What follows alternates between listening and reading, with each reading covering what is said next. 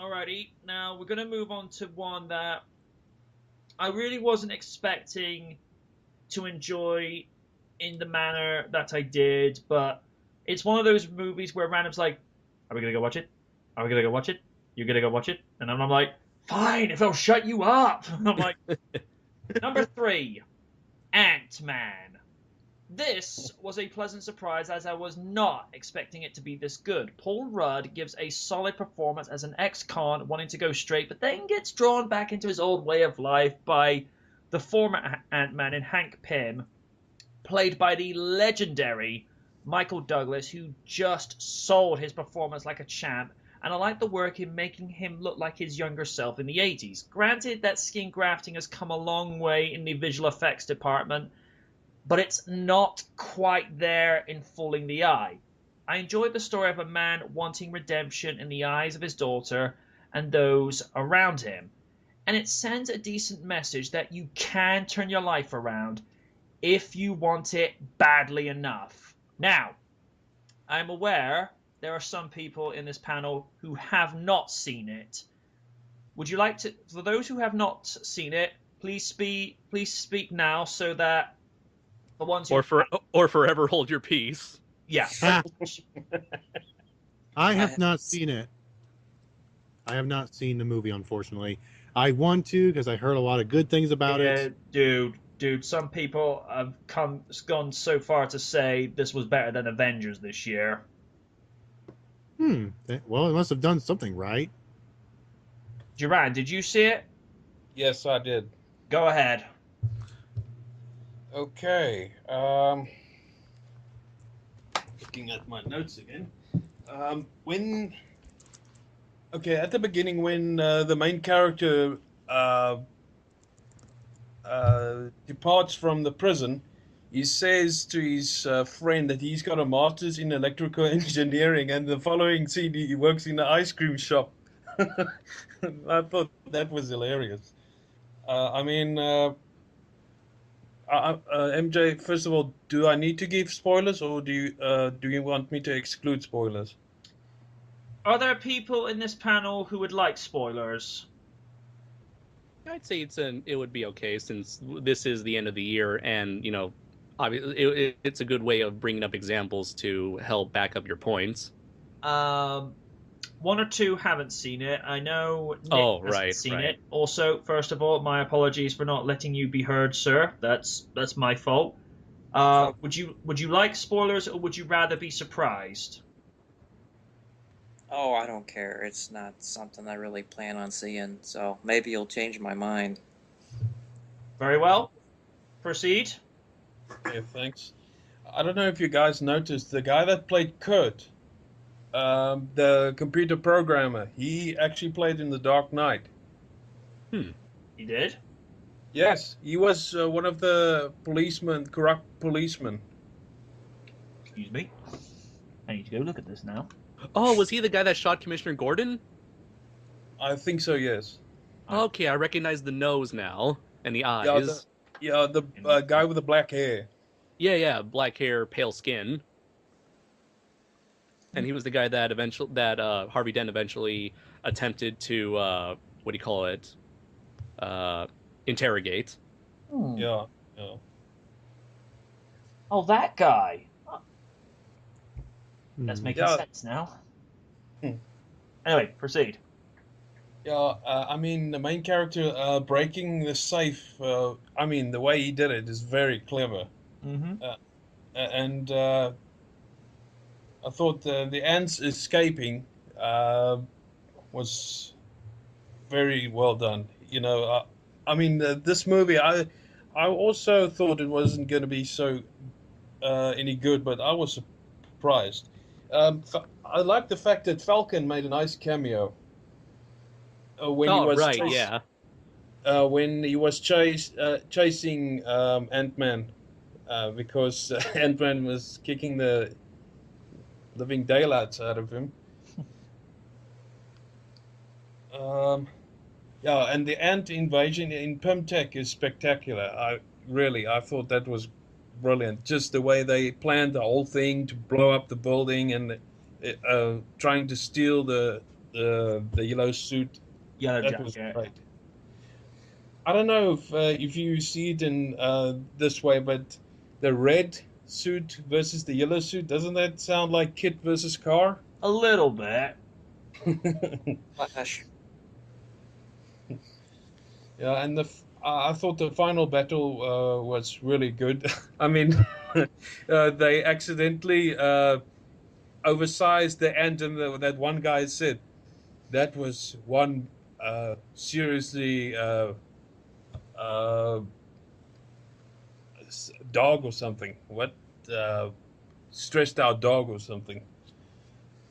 I thought that was funny, and I know I mentioned it with Age of Ultron, Stan Lee appearance again. I'm sorry, guys, but it really ticks me off. And after scene where Michael Douglas shows Evangeline Lilly that suit that they were working on, he and his wife, I thought that was pretty interesting.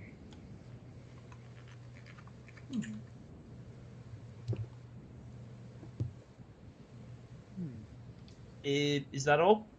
Yeah, that's all.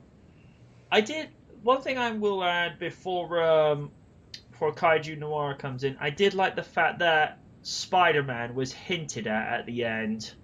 They were just starting Yeah. to make all these little references to all the other characters, and there's this other dude that crawls on walls. I'm like, oh hello. Do you know that that wasn't actually originally meant to refer to Spider-Man, because this script was completed before Marvel actually acquired the rights to Spider-Man, so it's more like a really lucky coincidence.